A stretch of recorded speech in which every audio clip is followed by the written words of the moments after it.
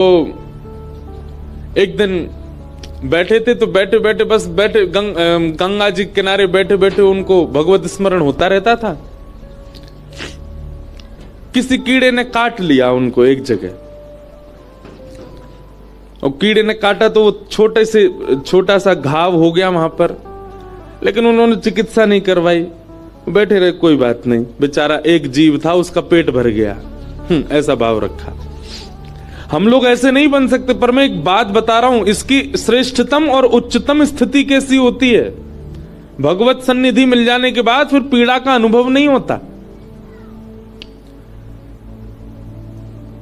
तो कोई कीड़ा काट गया तो बोले कोई नहीं, एक जीव का पेट भर गया। अब क्या हुआ कि उसकी चिकित्सा कराने का उनको मन में आया कि इसकी थोड़ी दवाई ववाई करा लें, तभी उन्होंने देखा 2-4 मक्खी आके उस पर बैठ गई। तो मन में सोचे अगर हमने इसकी चिकित्सा करा ली तो बेचारी मक्खी भूखी रह जाएंगी, बैठन दो। धीरे धीरे धीरे वो घाव फैलता चला गया, फैलता चला गया, फैलता चला गया। महाराज ऐसी स्थिति, सत्य घटना बता रहे हैं, सत्य संत की घटना है। उनके उस स्थान का खूब बड़ा वो हो गया घाव, कीड़े मकोड़े लग गए, गंदगी हो गई काफी। अब तो ऐसा हो गया कि उसमें कीड़े घूमने लगे ऊपर, लेकिन वो बैठ करके अपना भजन करते रहते। और कभी कभी देखते अगर कोई कीड़ा उसमें से गिर भी जाता ना तो उसको उठा लेते, अरे बेचारा क्या गिर गया, कहां जाओगे, क्या खाओगे पियोगे, तुम्हारा परिवार क्या है, यहीं बैठे रहो, खा जाओ इसको। ऐसा था। एक बार कुछ लोगों ने उनको देखा, बड़े भजनानंदी महात्मा, लेकिन उनके हाथ पे ऐसा घाव देख करके परिवार कुछ लोग गए, बोले महाराज जी आपकी चिकित्सा करवा दें हम। बोले नहीं हम ठीक हैं, बढ़िया है, हम भजन कर रहे हैं, आप लोग हमको प्रसाद दे देते हैं, इन लोगों का कौन है और इस हाथ से हमको करना क्या है, इसमें से थोड़ा बहुत कुछ पा लेते हैं, इनका पेट ही तो भर रहा है, होने दो। मैं फिर कह दूं, हम इस स्थिति में पहुंच जाएं इसके लिए नहीं कह रहा हूं मैं आपको, लेकिन भगवत भजन इस स्थिति तक पहुंचा देता है कि आपको फिर पीड़ा नहीं होती। लोगों को बहुत बुरा लगने लगा। उनके शिष्य परिकर सब इकट्ठे हो गए, बोले महाराज जी खुद नहीं जावे राजी राजी तो इनको जबरदस्ती ले चलो वैद्य के पास। जैसे ही उनको ले जाने लगे महाराज उठा करके, तुरंत वो बोले अगर तुम लोग नहीं मानोगे, जबरदस्ती मुझे वैद्य के पास ले जाओगे, मैं श्राप दे दूंगा, तुम सबके परिवार का नाश हो जाएगा। महाराज जी का ऐसा कहते ही सबने छोड़ दिया। नहीं महाराज जी आप ऐसे ही रहो। अच्छा देखो संसार कितना विचित्र है। पत्नी के सिर में दर्द हो रहा हो या पत्नी को पीड़ा हो रही हो, नहीं जा रही हो डॉक्टर के पास, पति जबरदस्ती ले जाए और पत्नी रास्ता में कह दे तुमको कसम है मेरी मत लेके जाओ, पति फिर भी ले जाएगा। लेकिन संत महापुरुष भजनानंदी अगर यूं कह दे तुम्हारा नाश हो जाएगा, तो ठीक है महाराज जी आप पड़े रहो, नहीं लेके जाएंगे, कोई बात नहीं। पत्नी बच्चों की ना करने पर भी हम ले जाते हैं, लेकिन कई बार साधकों के गुरुजनों के मना करने पर हम छोड़ देते हैं, कोई बात नहीं मना कर रहे हैं काय को ले जाएं।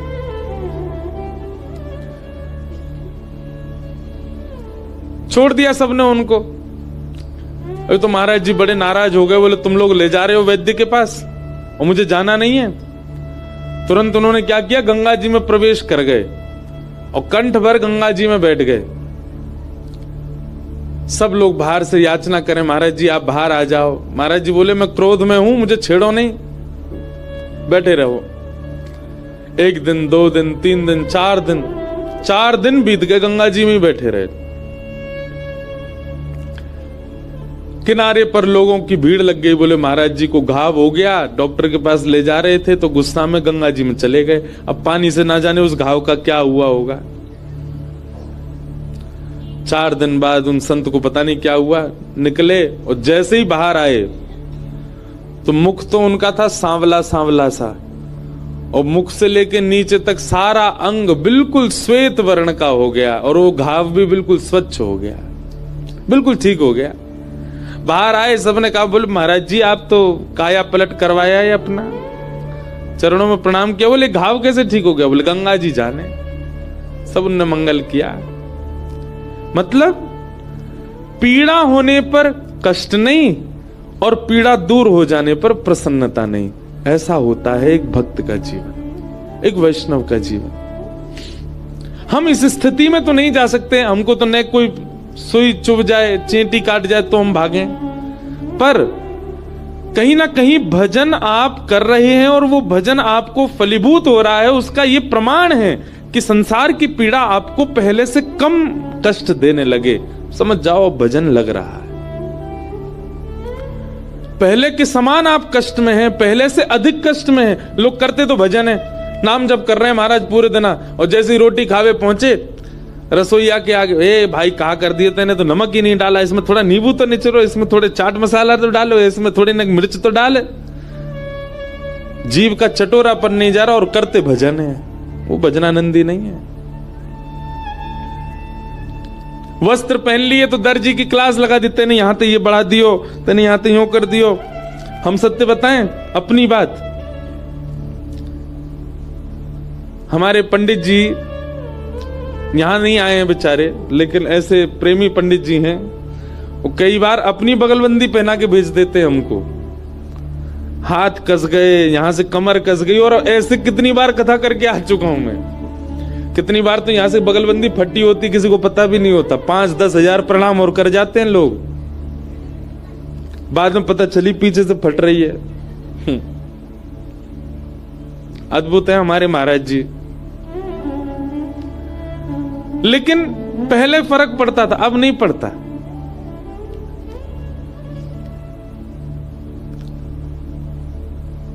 हमारे पंडित जी जो जिनकी मैं बात कर रहा हूं, वो एक बार गए वृंदावन में, बोले महाराज जी के लिए हम बगलबंदी बनवाएंगे मेरे लिए।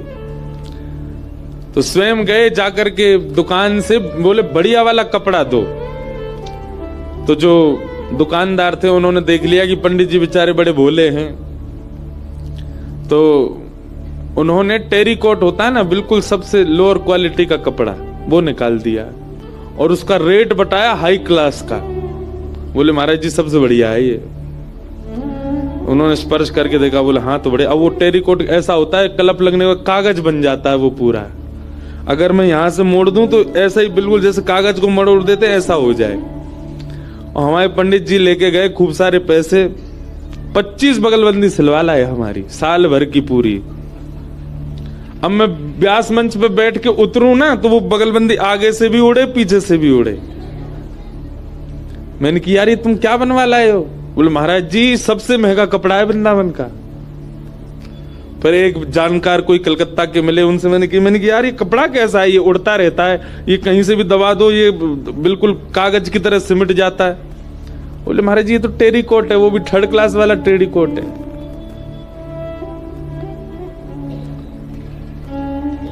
तो कथा सुनते सुनते सुनते सुनते ऐसी स्थिति हो जाती है, सुख दुख का ज्यादा आभास नहीं होता,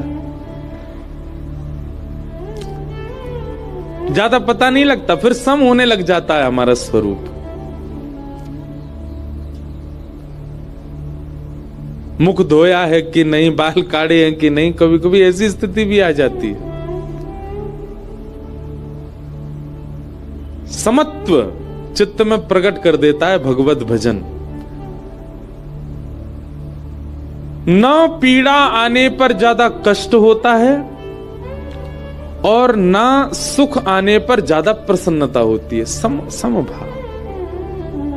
कोई माला पहना दे तो उसकी ज्यादा हाजी हजूरी नहीं, कोई गारी दे दे तो उससे निंदा नहीं। अगर ऐसा स्वभाव आपका धीरे धीरे बन रहा है तो आपका भजन लग रहा है, और लग नहीं रहा आपका भजन ठाकुर जी स्वीकार कर रहे हैं।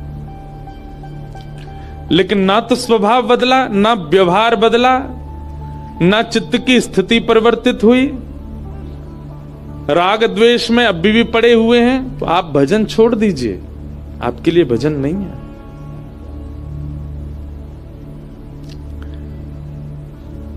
तापत्रय विनाशाय श्री कृष्णाय वयं नुमः। ऐसे 3 तापों का उपसमन्वय करने वाले भगवान श्री कृष्ण को हम बारंबार प्रणाम करते हैं, वंदन करते हैं। भागवत जी का महात्मा हम कर देते हैं पूर्ण। भागवत जी के महात्म का पहला श्लोक। तत्पश्चात कथा आती है कि नारद जी महाराज बद्रीनाथ गए और बद्रीनाथ जाकर के उन्होंने सनत कुमारों से कहा, अहम तुम पृथ्वीं यातो ज्ञात्वा सर्वोत्तमामिति पुष्करम च प्रयागम च काशं गोदावरी तथा हरिक्षेत्रे कुरुक्षेत्रे श्रीरंगम सेतुवंदनम एवमादिषु तीर्थेषु ब्रह्माणि इतस्ततः। जिस प्रकार हम लोग विदेश की बड़ी प्रशंसा सुनते हैं तो वहां की बड़ी चर्चा करते हैं। कोई आदमी हमारे घर का विदेश गया हो, आगे फूले नहीं समाता, हम वहां गए थे, ऐसा था ऐसा। इस कथा में विदेश से भी बहुत लोग, एक बहन तो ऑस्ट्रेलिया से आई है कथा सुनने। इनके यहाँ लाल जी विराजे बड़े भाव से। इनको पता चला ऋषिकेश में कथा है तो आ गई यहां। कई लोग बाहर से भी आए हैं कथा सुनने, सबका स्वागत। वो कनाडा से आए हैं, दूर बैठे हैं। आप कहोगे महाराज जी विदेश वाले पता है, हम लोग नहीं पता। विदेश में क्या है ना कि भीड़ भाड़ कम होती है तो बहुत समीप से मिल लेते हैं सबसे, इसलिए विदेश वाले थोड़े पता है। तो जब विदेश से व्यक्ति आता है ना, तो जो लोग विदेश नहीं गए उनके बीच में बैठ करके वो बड़ी प्रशंसा करता है, अरे वहां की सड़क तो ऐसी है, वहां की रोड तो ऐसे हैं, वहां की गाड़ियां ऐसी, वहां की बिल्डिंग ऐसी। तो बेचारे जो नहीं गए वो ख्वाब देखते हैं, अच्छा हम कब जाएंगे, पता नहीं कैसा लगता होगा वहां पे। अच्छा अभी वहां रात हो रही है, बोला हाँ। अभी वहां दिन हो रहा है, बोला हाँ। और जो विदेश से आया व्यक्ति वो अपने आप को कुछ समझता नहीं, फिर वो कई लोग ऐसे होते हैं, पर धीरे धीरे जाने के बाद फिर वो भी सामान्य हो जाते। पर जो पहली बार होके आया हो वो तो इंसानों को इंसान ही नहीं समझता। तो जैसे विदेश से आया व्यक्ति विदेश की बड़ी प्रशंसा करता है, तो ना गए हुए लोग ख्वाब देखते हैं कि हम कब जाएंगे। ऐसे ही बंधुओं इस पृथ्वी की प्रशंसा होती है, कहां पर? देवलोक में।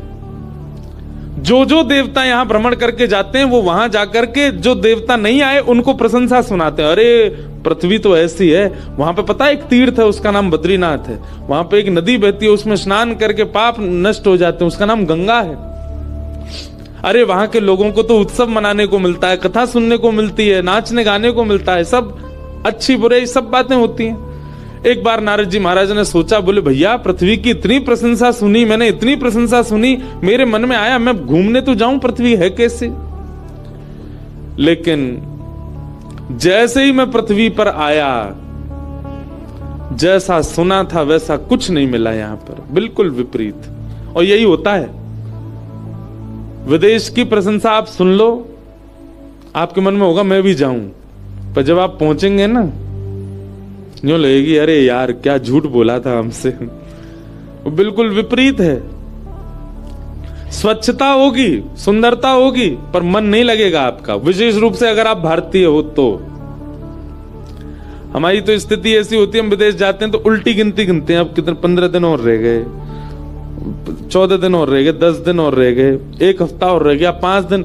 जिस दिन अंतिम दिन होता है ना वापस आने का, उस दिन तो नींद ही नहीं आती रात में, अब कब भारत पहुंचे, कब हवाई जहाज उतरेगा दिल्ली, कितना अच्छा लगेगा। आहा, मट्टी की खुशबू आ जाती है महाराज जैसे ही इंडिया की टेरिटरी में घुसता है भारत में हवाई जहाज।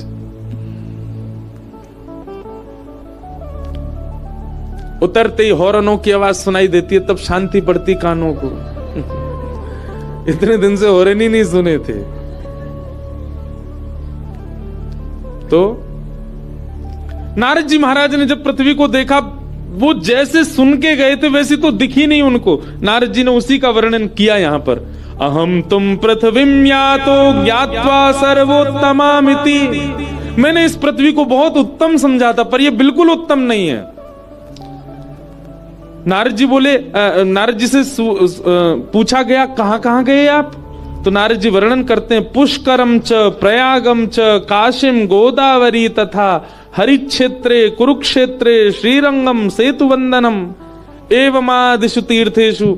अब यहां मुझसे किसी ने प्रश्न किया, बोले महाराज जी, यहां बंबई नहीं लिखा, कलकत्ता नहीं लिखा, दिल्ली नहीं लिखा, सारे तीर्थों के नाम क्यों लिखे? क्या नाम लिखे? पुष्करम च, प्रयागम च, काशिम, गोदावरी तथा। गोदावरी कहां बहती हैं? गोदावरी जी कहां हैं? नासिक में। नासिक भी तीर्थ है। तो हरिक्षेत्र, हरिक्षेत्र किसको कहते हैं? इसी को हरिद्वार, ऋषिकेश, इसको हरिक्षेत्र कहते हैं। हरिक्षेत्र, कुरुक्षेत्र, श्रीरंगम, सेतु वंदनम। सेतु वंदनम मतलब रामेश्वरम। इनमें से 3 जगह तो हम अभी जा ही रहे हैं। ये कथा ऋषिकेश में, ऋषिकेश में 12 को पूर्ण करके फिर वृंदावन में कथा साल में हम भी एक बार कराते हैं। तो पूज्य श्री मलुकपीठ वाले महाराज जी की कथा है 15 तारीख से 21 तक, और फिर 21 को वहां वृंदावन में महाराज जी कथा पूरी होगी। 24 से फिर रामेश्वरम में कथा है 31 तक। 31 को रामेश्वरम में राम कथा है, राम कथा 31 को वहां पूरी होगी। फिर 2 तारीख से काशी बनारस में कथा है, बनारस में कथा पूरी होगी 8 तारीख को। 8 को पूरी करके फिर 11 से श्री गिरधर लाल जी का जन्मोत्सव नाथद्वारा, नाथद्वारा में कथा 17 को पूरी होगी। और फिर 22 से श्री द्वारिका धाम।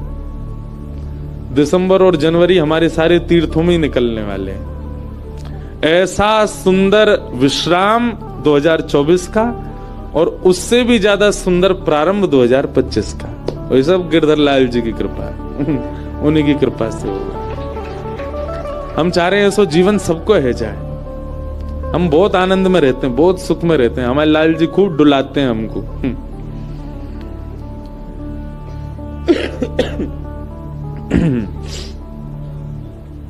नारद जी तो प्रश्न उठा कि यहां पे तीर्थों का नाम क्यों है? नारद जी कह रहे हैं कलयुग में जब तीर्थों की ये भयावह स्थिति हो गई है तो शहरों का तो नाम क्या ही ले, वहां की तो और भी ज्यादा बुरी स्थिति होगी। तीर्थों का नाम इसलिए लिया भैया, तीर्थों में जब इतनी भयावह स्थिति है तो ये तो तीर्थ हैं, शहरों का तो जाने क्या हाल हो रहा होगा। नारद जी महाराज ने यहां सब बताया। मंदा सुमंद मतयो मंद भाग्यायुपद्रुता पाखंड निरताम संतो, पाखंड निरता संतो विरक्ता सपरिग्रह। मंदा सुमंद मतयो, मंद बुद्धि लोग हैं कलयुग के।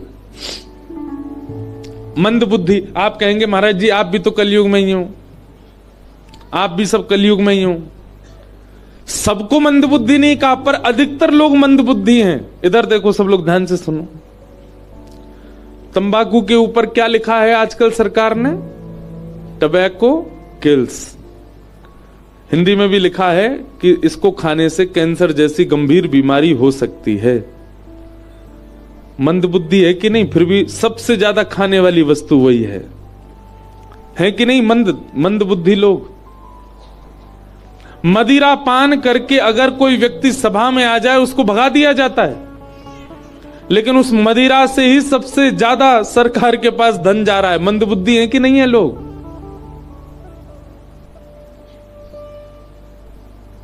लोग इस प्रकार तक मंद बुद्धि में जा चुके हैं कि अब क्या बताएं हम आपको, कहां तक पहुंच रहे हैं लोग।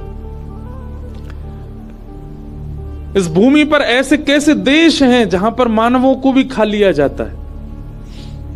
हमने एक अपने पॉडकास्ट में एक बात कही थी कि कलयुग का अंत, कलयुग का प्रारंभ इतना खतरनाक है तो कलयुग का मध्य कितना खतरनाक होगा, और अंत की तो सोचो ही मत।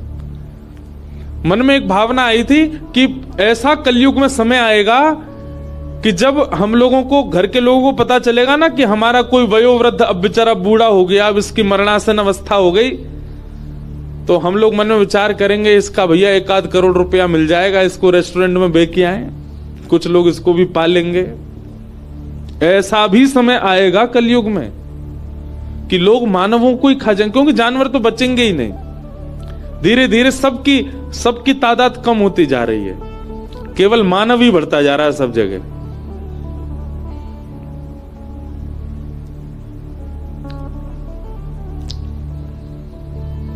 मंद बुद्धि हैं हम लोग, और मंद भाग्यायुपद्रुता, भाग्य भी हमारा मंद है। पाखंड निरताह संतोह, यहां पर आज की डेट में वास्तविक संत कौन है यह पहचान पाना भी मुश्किल है।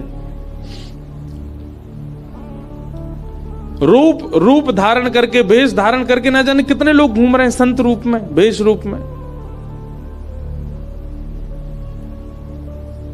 एक सुंदर पद है, मुझे याद नहीं है, शायद कल सुनाऊं कथा में, शायद भगवत रसिक देव जी का पद है। भेषधारी हरि के उर सारे, भेष धारण करने वालों की संख्या ज्यादा है, वास्तविक संत बचे नहीं है अब भारत में। वो बात नारद जी यहां कह रहे हैं। और क्या कह रहे हैं? कन्या विक्रयणो लोभात दंपति नाम च कलकनम। एक विवाह का क्रम कन्या विक्रय बन चुका है।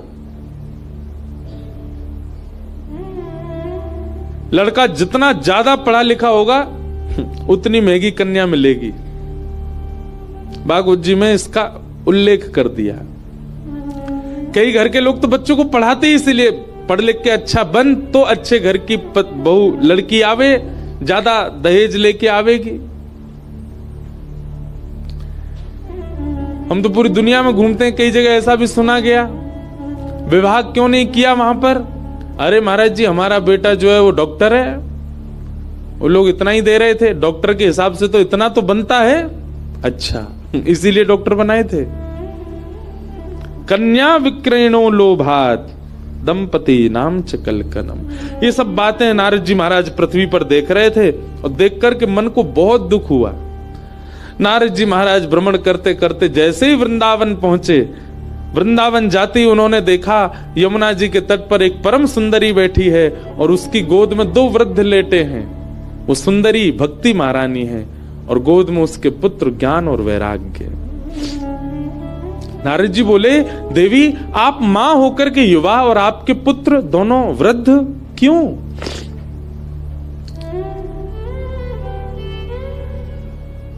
भक्ति महारानी ने कहा, कलयुग का प्रभाव।